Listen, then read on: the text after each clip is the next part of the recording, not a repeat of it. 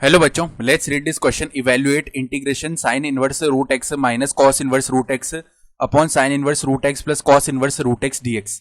तो हमें इससे इंटीग्रल का वैल्यू बताना है क्या होगा। स्टार्ट कर लेते हैं हमारे की कॉन्सेप्ट से। की कॉन्सेप्ट देखो क्या हो जाएगा। हम जानते हैं इंटीग्रेशन u मल्टीप्लाई में v अगर ऐसे लिखा हुआ है एक्स के रिस्पेक्ट में, जहां पे u को हम फर्स्ट फंक्शन v को हम सेकंड फंक्शन बोल रहे हैं, ठीक है।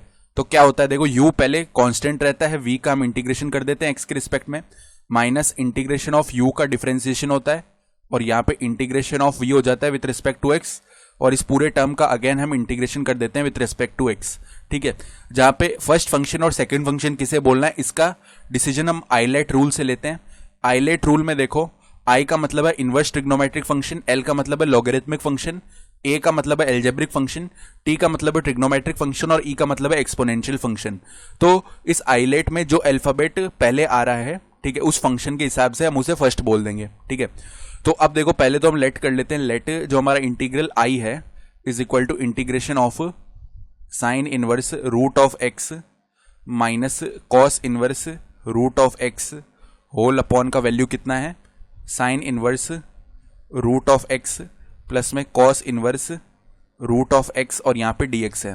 तो एक चीज हम जानते हैं इनवर्स ट्रिग्नोमेट्री से कि sine inverse theta plus cos inverse theta when defined, इसका वैल्यू किसके इक्वल होता है, पाई अपॉन 2 के इक्वल होता है, ठीक है। तो यहाँ पे हम इसको सब्सटीट्यूट कर देंगे, पाई अपॉन 2 तो कांस्टेंट ही है ना, तो वो इंटीग्रेशन से बाहर भी आ जाएगा। यानी इसको लिख सकते हैं आई इज इक्वल टू, देखो, integration of sine inverse x as it is है। अब यहाँ पे हम एक सब्सटीट्यूशन भी करेंगे कि जो कॉस इनवर्स रूट एक्स है ना, इसको हम क्या लिख सकते हैं, pi by 2 minus sine inverse root x. तो माइनस में आ जाएगा पाई बाय 2 और माइनस माइनस प्लस का क्या हो जाएगा, क्योंकि यहाँ पे pi by 2 minus sine inverse x आएगा ना, minus sine inverse root x आएगा, ठीक है। तो यहाँ पे भी रूट एक्स है ये, ठीक है। इतनी देर से हम एक्स बोल रहे हैं लेकिन यहाँ पे रूट एक्स आएगा। तो माइनस का पाई बाय 2 और यहाँ पे प्लस में कितना आ जाएगा, प्लस में sine inverse root of x, ये टर्म आ गया है, ठीक है। होल अपॉन में क्या आएगा, पाई बाय 2 और dx। तो पाई बाय 2 को देखो जो ऊपर ले जाएंगे 2 अपॉन पाई, और वो इंटीग्रेशन से बाहर भी चला जाएगा, ठीक है। तो i का वैल्यू क्या बन गया, i is equal to 2 upon pi तो आ गया बाहर। इंटीग्रेशन ऑफ क्या है, 2 sine inverse root x, 2 sine inverse root of x और माइनस में हो गया पाई अपॉन 2 और यहां पे dx आ जाएगा, ठीक है। तो अब इसको अलग अलग कर लेते हैं। देखो 2 अपॉन पाई, पहले तो देखो यहाँ पे 2 बाहर आ जाएगा और 2 मल्टीप्लाई 2 4 हो गया, और इंटीग्रेशन ऑफ हो जाएगा sine inverse root x dx, और माइनस में देखो 2 upon pi integration of pi by 2 dx। ऐसे लिख सकते हैं ना इसको अलग अलग करके, सही बात है। तो i का वैल्यू देखो फर्दर क्या हो गया, 4 अपॉन पाई और यहाँ पे integration of sine inverse root x dx, ये बन गया।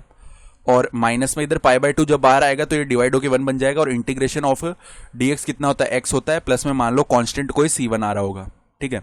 अब ये हम इस इंटीग्रल को हम एक बार के लिए i1 बोल देते हैं। तो i is equal to 4 upon pi i1 plus में, सॉरी माइनस में x है प्लस में c1 है। तो कुल मिला के अब i1 का वैल्यू ही हमें निकालना है। तो यहां से देखो अब i1 को इवेल्युएट कर लेते हैं हम। i1 इज इक्वल टू क्या है, integration of sine inverse root x dx, sine inverse root of x dx। तो इसको इवेल्युएट करने के लिए हमें लेट करना पड़ेगा x is equal to t square, दोनों तरफ x के रिस्पेक्ट में डिफरेंशिएशन किया तो dx का वैल्यू 2t dt आ जाएगा। यानी ये क्या बन गया, देखो इंटीग्रेशन ऑफ साइन इनवर्स और रूट एक्स का वैल्यू क्या हो जाएगा, t हो जाएगा, और dx का वैल्यू रख देते हैं 2t dt। तो 2 को बाहर ले लिया और t dt यहां पे लिख लिया। अब यहां पे मैं इंटीग्रेशन बाय पार्ट्स लगाना पड़ेगा, क्योंकि साइन इनवर्स टी एक क्या है, इनवर्स ट्रिग्नोमेट्रिक फंक्शन, और t एल्जेब्रिक फंक्शन है, तो इसको फर्स्ट फंक्शन और इसको सेकंड फंक्शन बोलना पड़ेगा। यानी i1 का वैल्यू जो है वो किसके इक्वल आएगा, देखो 2 टाइम्स ऑफ, यहाँ पे अंदर बाय पार्ट्स लगा रहे हैं तो sine inverse T as it is रहा, इंटीग्रेशन ऑफ टी कितना हो जाएगा, टी स्क्वायर अपॉन 2 माइनस, अब integration of sine inverse T का differentiation 1 upon root of 1 minus T square, और यहाँ पे integration of T again T square upon में 2 आएगा, तो 1 अपॉन 2 हमने बाहर ले लिया है, और यहाँ पे d t as it is है, ठीक है। यानी अब 2 को अंदर ले जाते हैं तो i1 का वैल्यू देखो क्या आएगा, 2 से 2 डिवाइड हो गया तो T square sine inverse T, ये हो गया, माइनस में माइनस में यहाँ पे देखो integration of T square upon में root of 1 minus T square D T, ये हमें निकालना है। तो इसको फर्दर देखो सॉल्व करने के लिए हमें क्या करना पड़ेगा, एक काम करते हैं, माइनस को यहाँ पे लिख लेते हैं और यहाँ पे प्लस लिख लेते हैं, ठीक है। तो ऐसा करने से देखो अब हम अलग से इसको सॉल्व कर रहे हैं, integration of minus T square upon में root of 1 minus T square D T. तो इसको देखो कैसे लिख रहे हैं हम एक बार के लिए, इंटीग्रेशन ऑफ यहाँ पे हमने 1 ऐड कर दिया तो 1 माइनस टी स्क्वायर ऐसे लिख लिया और 1 को ही सब्ट्रैक्ट कर दिया ताकि original term as it is रहे, और अपॉन में root of 1 minus T square D t. अब क्या करेंगे, 1 माइनस टी स्क्वायर के साथ एक बार डिनोमिनेटर को सेपरेट किया तो यहाँ पे integration 1 minus T square upon में root of 1 minus T square D T आ जाएगा, और माइनस में integration of D T upon में root of 1 minus T square ये आ जाएगा, ठीक है। तो यहाँ पे ये क्या बन गया, integration of root of 1 minus T square D T बन जाएगा, और यहाँ पे क्या है, integration of D T upon में root of 1 minus T square. अब इंटीग्रेशन से रिलेटेड एक फॉर्मूला जानते हैं कि integration of A square minus X square D X, ये किसके इक्वल आता है, यहाँ पे ये होता है हमारे पास X upon 2 root of A square minus X square plus में A square upon 2 sine inverse x upon A plus में c, ये फॉर्मूला होता है इसका।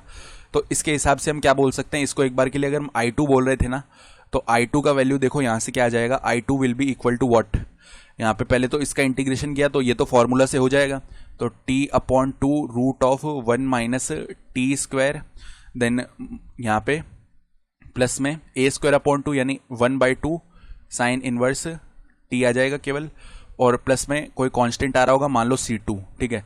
माइनस में अब यहां से इंटीग्रेशन करेंगे तो ये तो देखो डिफरेंशिएशन ही लिखा हुआ है sine inverse x sine inverse t का, ठीक है।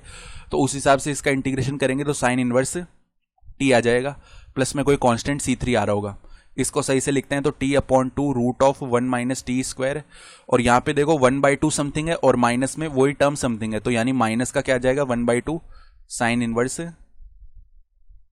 इनवर्स t, ठीक है, प्लस में C2 और C3 को मिला के नया कांस्टेंट K बोल दिया हमने।